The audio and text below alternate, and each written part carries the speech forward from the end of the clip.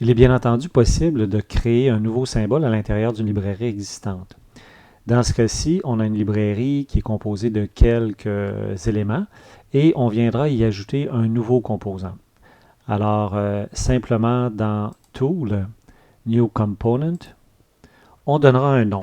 Dans ce cas-ci, on fera un exemple avec un avertisseur. Donc, BUZZER sera le nom de notre élément.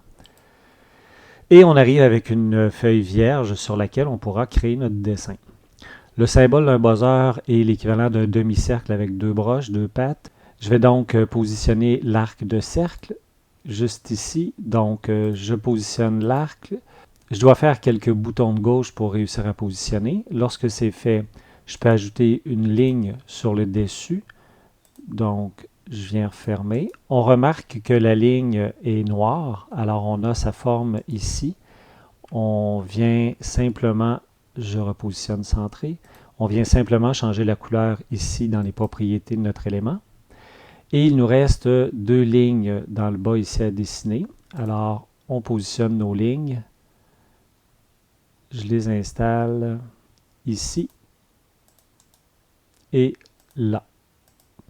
C'est un peu le même principe que pour positionner du filage sur un schéma. Donc, bouton de gauche, on débute. Bouton de droit, on cesse le dessin. Puis, ce que je remarque ici, c'est qu'il me manque des petits bouts de fil pour rejoindre l'élément. En plus, les couleurs ne sont pas adéquates. Donc, je vais changer les couleurs. Déjà, ce sera fait. Et ce qu'on peut faire, c'est ajouter les petits bouts de ligne qui restent ici. Je vais zoomer pour que vous puissiez bien voir. Vous remarquez que la grille où se situent les petits points est beaucoup plus grande que la possibilité. Alors, si j'essaie ici de venir placer une ligne, elle aura une longueur beaucoup trop importante. Donc, qu'est-ce que je dois faire? Je dois modifier la grille. On voit ici qu'on est à une grille de 100 millièmes. Si j'appuie sur G, je passe à une grille de 10 millièmes. Si je réappuie sur G, 50 et 100. Alors, je peux me promener comme ça entre 10, 50 et 100. À 10, ce sera une bonne longueur pour pouvoir combler le petit manque qui est ici. Donc, je resélectionne la ligne. Et ici, ce que je pourrais faire, c'est lui donner tout de suite la couleur nécessaire. Alors, je vais appuyer sur Tab, ce qui met sur pause. Et je pourrais éditer exactement ce que je désire avoir. Je relâche et je viens positionner. Regardez maintenant, j'ai la possibilité de placer des bouts de ligne beaucoup plus petits.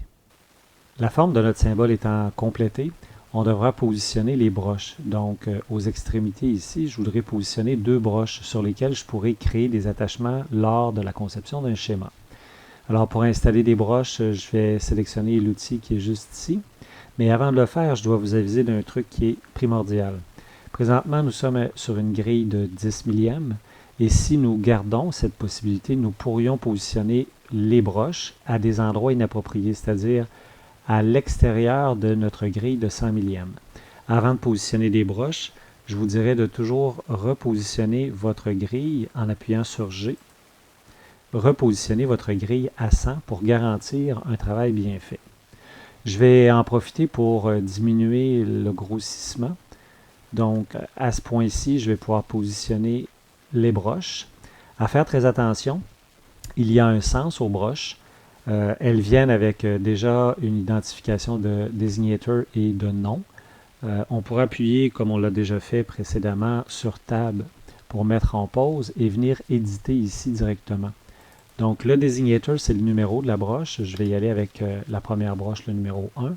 Et son nom, comme il n'y a pas réellement de fonction à une broche d'avertisseur, on la baptisera 1, tout comme le désignateur, et on la mettra non visible, donc avec ce petit onglet que l'on peut utiliser pour rendre invisible l'élément. L'attachement sera de ce côté-ci. Alors, on devra le mettre à l'extérieur si on veut réussir à bien attacher. Donc, je positionne la broche 1 ici.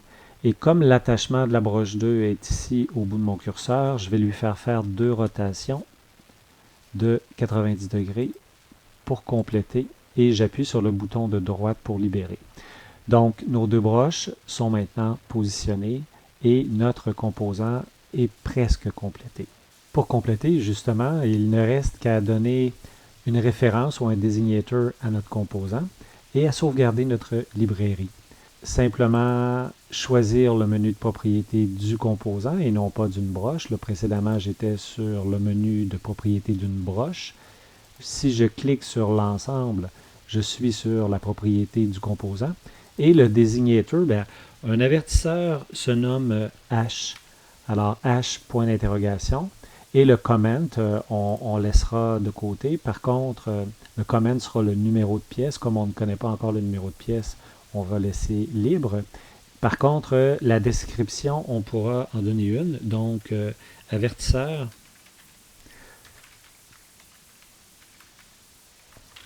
Avertisseur, ce sera suffisant pour notre exemple.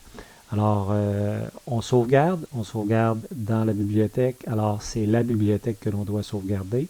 Je vais simplement faire File, Save.